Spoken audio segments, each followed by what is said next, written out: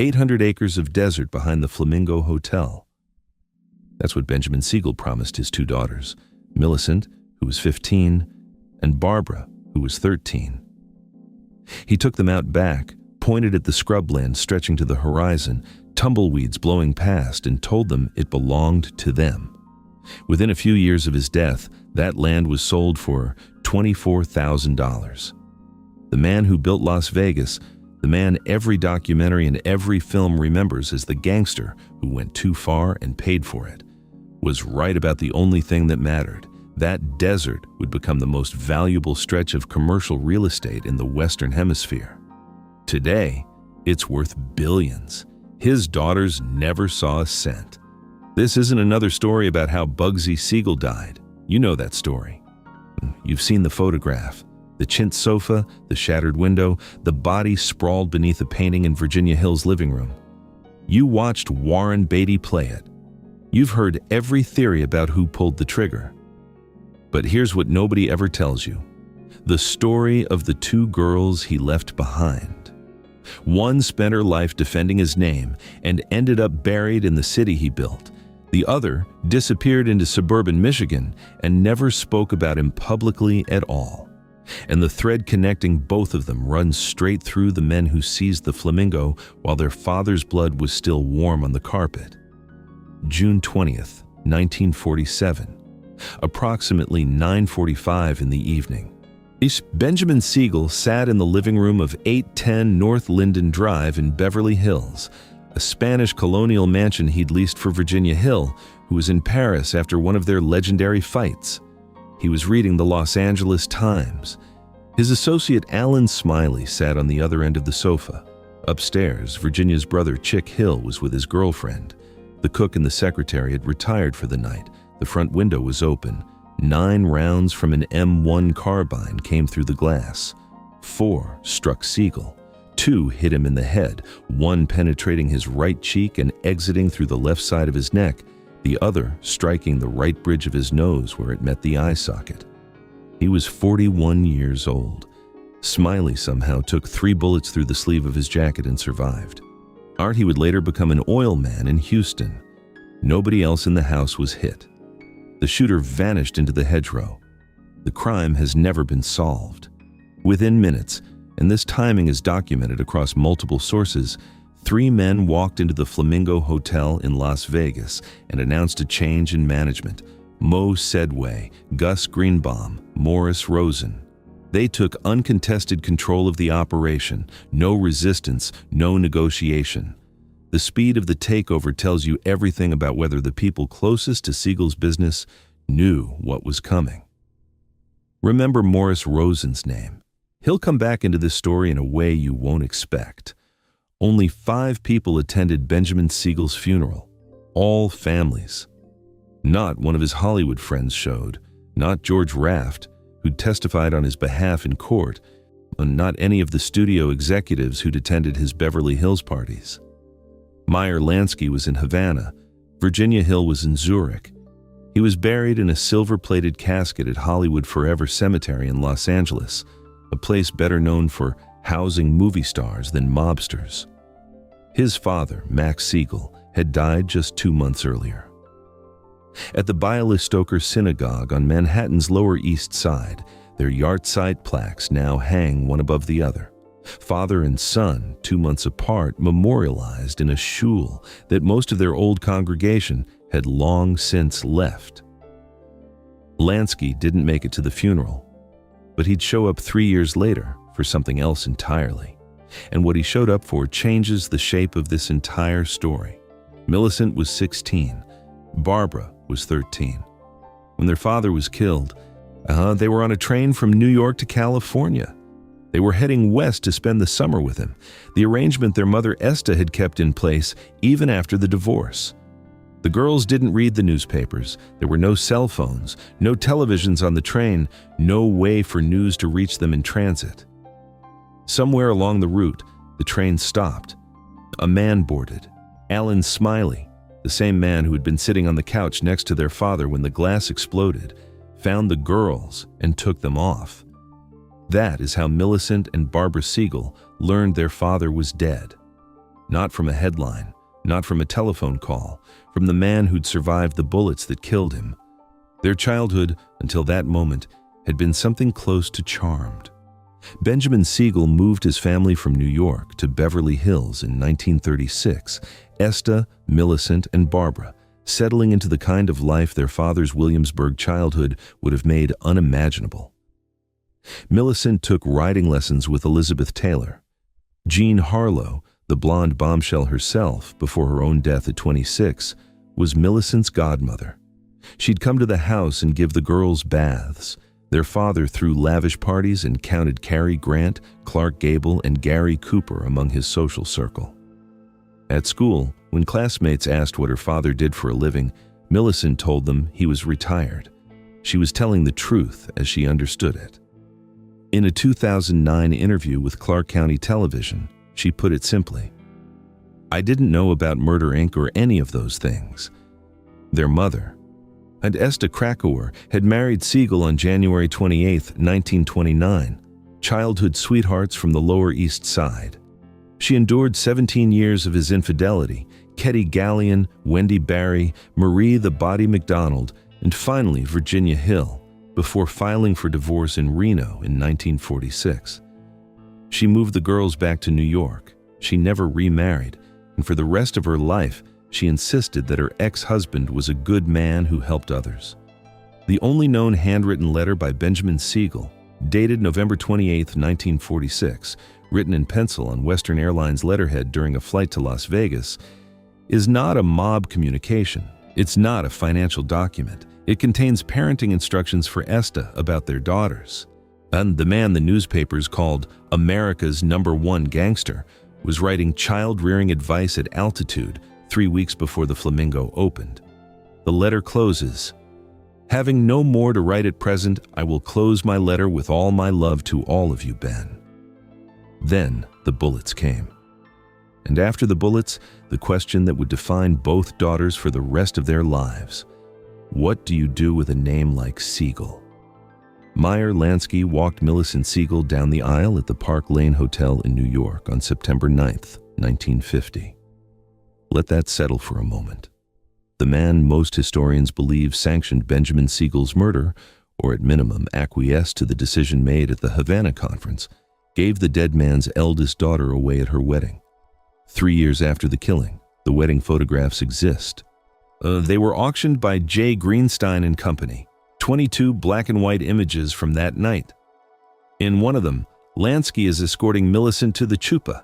In others, you can see Esta Krakauer, Barbara Siegel, Morris Rosen, and men in yarmulkes. It looks like any other Jewish wedding of the era, except for the guest list.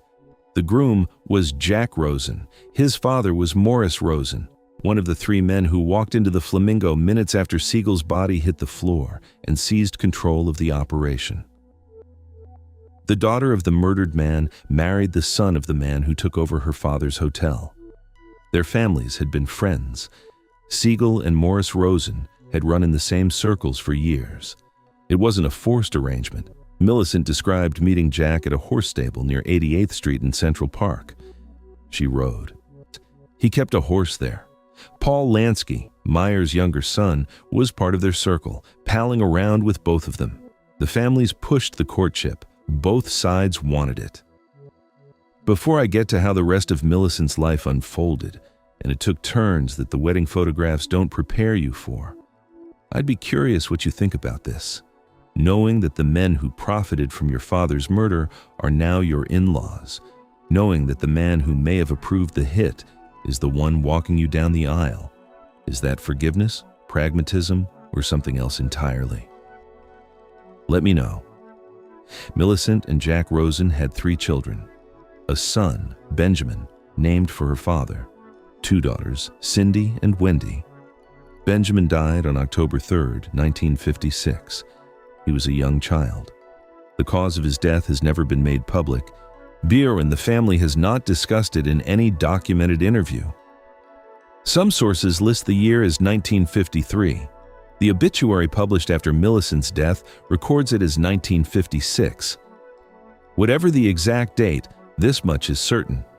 Millicent Siegel Rosen named her firstborn son after her murdered father, and then she buried him.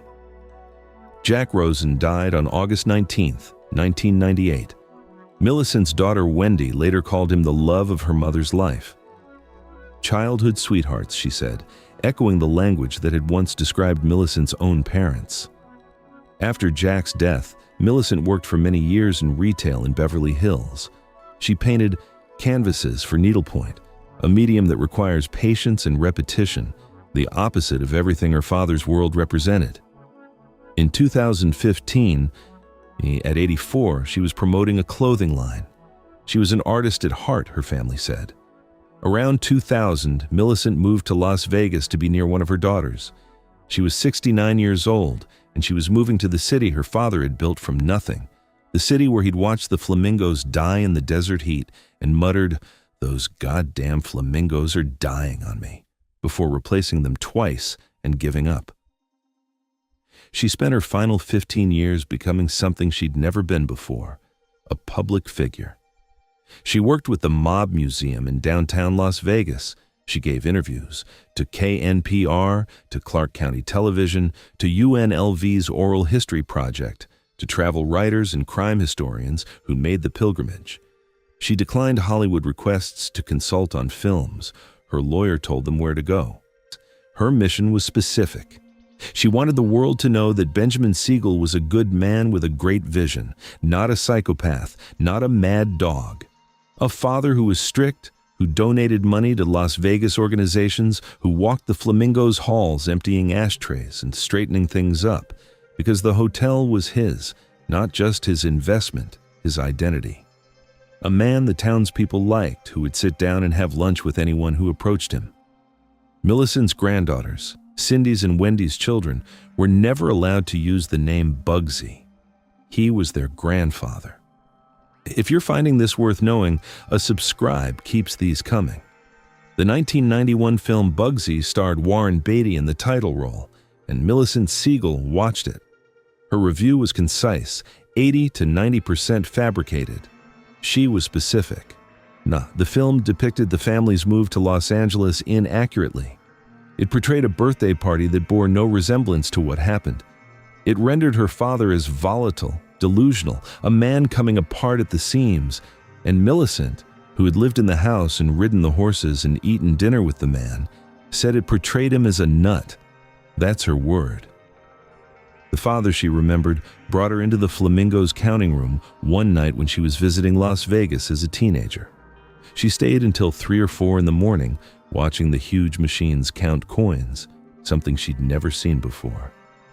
When her father walked in and found her there, he had a fit. Not because she'd been in the room, because someone had taken her there without his permission. "Who was I going to tell?" she said. That he was protective of his daughters in the specific way of a man who understood exactly what his world could do to them. The film also got the financial story wrong, or at least didn't tell all of it. The standard narrative, the one the film reinforced, holds that the syndicate killed Siegel because he'd wasted or stolen their money and the Flamingo was hemorrhaging cash. But according to Bernie Sindler, who worked at the Flamingo in 1946 and 47, Lansky had already paid back every investor who wanted out. And by May of 1947, a month before the murder, the hotel was raking in $10 million in 4 weeks. The financial motive that anchors the film's entire third act may not have been the reason at all.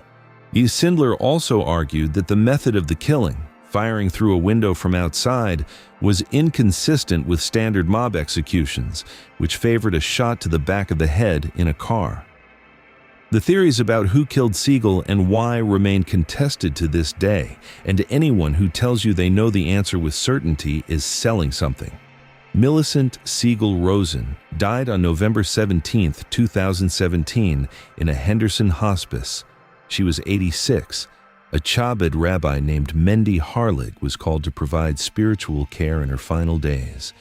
He helped her recite the prayers for one's final moments, concluding with the Shema. When he learned who she was and her connection to Las Vegas, he made a suggestion. The family had been considering cremation, possibly sending her remains to New York to be near Jack. Harlig told them cremation wouldn't align with Jewish principles. He proposed burying her in Las Vegas. "We have a historic Jewish cemetery here," he told the family. It seemed like a way of completing the circle. He personally raised the funds for a proper Jewish funeral. On November 21st, 2017, 70 years after her father's murder, Millicent was buried with a minyan on hand at Woodlawn Cemetery in Las Vegas. The daughter of Benjamin Siegel returned to the desert he'd promised would make them all rich. Barbara Siegel made a choice her sister never could. She left. She married Lee C. Saperstein, a man with no documented connection to organized crime, no association with the syndicate families, no link to the world that had defined and destroyed her father. They moved to Farmington Hills, Michigan, a suburb of Detroit known for its good schools and quiet streets. Barbara gave no public interviews. She made no appearances at the Mob Museum. She did not grant oral histories to UNLV. She did not consult on films. She did not promote a clothing line or paint canvases or defend the Siegel name in the press. She raised a family, 4 children: Craig Allen Saperstein, Beverly, Leslie, and Carrie. Craig predeceased her. 6 grandchildren, 2 great-grandchildren. Her charitable contributions, documented in her funeral notice, went to the Saperstein Family Preschool Endowment Fund at Temple Shir Shalom, a Reform synagogue in West Bloomfield, Michigan. The distance between Murder Incorporated and a synagogue preschool fund in suburban Michigan is the full measure of what Barbara Saperstein built with her 70 years after her father's death. She died on November 30th, 2018, at 85, 1 year and 13 days after her sister.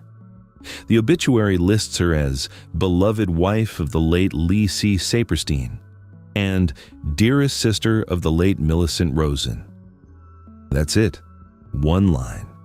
If you didn't already know, nothing in the notice connects Barbara Saperstein of Farmington Hills to Benjamin Siegel of Williamsburg, Brooklyn. No mention of the Flamingo, no mention of Las Vegas, no mention of Jean Harlow or Alan Smiley or the night the glass shattered. Just a grandmother who lived in Michigan and loved her family and left her money to a preschool. She's buried at Bethel Memorial Park Cemetery in Livonia, Michigan, a quiet suburban cemetery outside Detroit. 2 daughters, the same father, the same train ride. And it's the same moment when Alan Smiley boarded and everything they knew about their lives changed. One of them spent 7 decades defending the name. The other spent 7 decades building a life where the name didn't follow her. Neither of them was wrong. Esta Krakafor Siegel died on January 24, 1982 in Royal Oak, Michigan, minutes from Barbara. She was 70 years old. She never remarried. She's buried at Hollywood Forever Cemetery, the same place they put her ex-husband in the silver-plated casket 35 years before. The family is together now, in a way.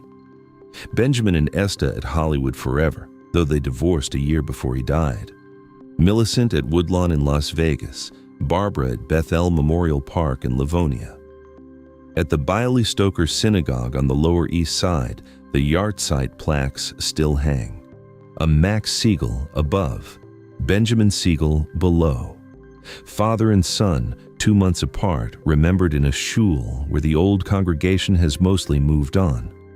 At the Flamingo, which has been rebuilt entirely, the original structure demolished, nothing of Siegel's hotel remaining. There's a small memorial plaque between the pool and the wedding chapel. It bears his name, his dates, a brief acknowledgement that he was here. In 2020, the hotel opened Bugsy and Myers Steakhouse. 73 years after the murder, they put his name on a menu. The granddaughters who were never allowed to say Bugsy can now order a ribeye under it. The plaque says nothing about Millicent, nothing about Barbara, nothing about 800 acres of desert and a promise made to 2 girls who had no idea what their father had done or what the world would do with his name. It just sits there between the pool and the chapel while the slot machines hum in the distance and the strip that Siegel saw before anyone else stretches out in every direction, worth more money than he ever stole, more than he ever dreamed, and none of it belonging to the family he left behind.